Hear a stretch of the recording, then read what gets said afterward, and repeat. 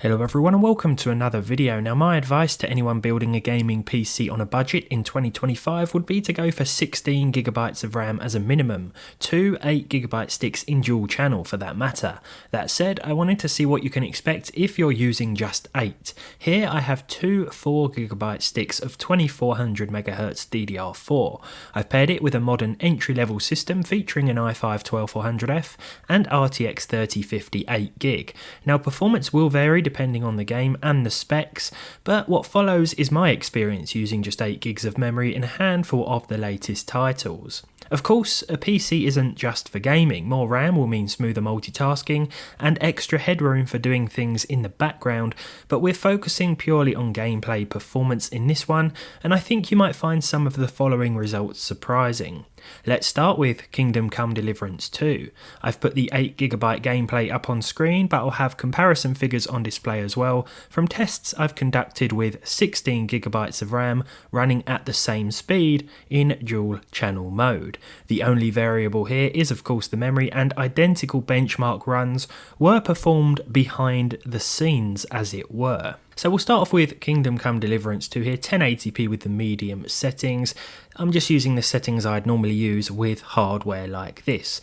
Now with 8GB of memory in the system, we still saw plus 60 frames per second, 66 to be exact, with a 1% low of 59 and a 0.1% low of 56. So this was actually surprisingly consistent given the amount of memory in our PC. The result was actually basically the same with 16GB of memory, 66 FPS on average, with a 1% low of 59 and again a 0.1% low figure of 56, which was quite surprising to start with. And our first result then, well, it's a pretty decent one. Moving on to Spider-Man 2, and things do get a little messier here. 1080p once again, as with throughout, with the medium settings yet again. Now with 8GB of memory in the system, we're seeing an average of 57 FPS. Couldn't quite hit 60 frames per second here. This one doesn't run too well at all. In general, not just with this PC. The 1% low was 26 and the 0.1% low was 12. So I think this is where we definitely saw some inconsistencies with our limited system memory. When we compare that though to the 16 gigs, we saw the same average, the same 1% low, but this time our 0.1% figure was 24. So things definitely picked up this time around. We can see the benefits of the extra memory in Spider-Man 2 here. For Stalker 2, I was expecting some pretty disastrous findings, but we averaged 47 frames per second, which at low is fine for the 3050. It's what I would expect. The 1% low was 28 and the 0.1% low was 11. So venturing into the busier areas, if there are a lot of trees or buildings or NPCs, we're going to see some inconsistencies with the frame times. I mean, we're getting 11, so there will be some noticeable dips and drops. That said, with the 16 gigs of RAM, same average yet again. The 1% low was actually improved, up from 28 to 32, and our 0.1% number was also improved, up from 11 to 20. So this has almost doubled here, and it certainly feels a little smoother. Indiana Jones and the Great Circle next, 63 frames per second on average at the medium settings, a 1% low of 49 and a 0.1% low of 18. I thought this was certainly to do with the memory itself, but it turns out when using 16 gigs of 2400 MHz dual channel RAM, we saw pretty much the same figures.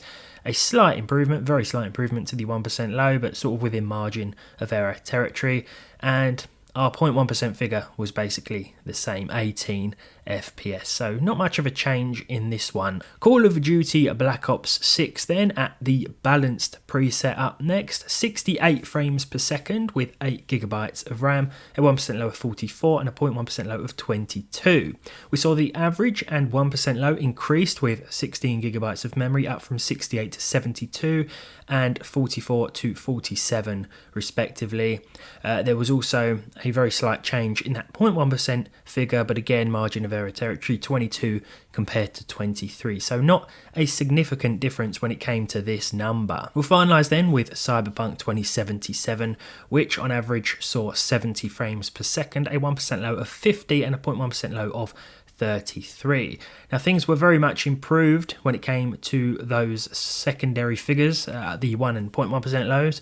Our average increased ever so slightly from 70 to 72, but With the percentile lows, we went from 50 to 54, and the most noticeable here was with the 0.1% figure up from 33 to 47. So again, a lot more consistent with the extra memory, and of course, as I said before, more RAM means more freedom to do things or run things in the background while we're gaming. All I had here running were the games themselves, the MSI Afterburner and Reaver Tuner statistics, and whatever platform the game was running on, be it Steam or Xbox. But I hope you found this interesting. This will of course vary from system to system.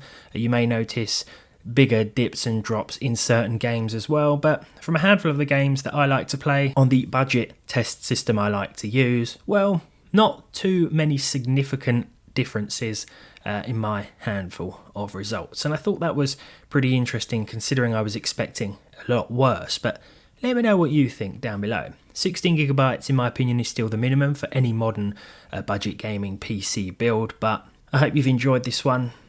Leave your thoughts in the comments section, and hopefully I'll see you all again soon. Thanks for watching.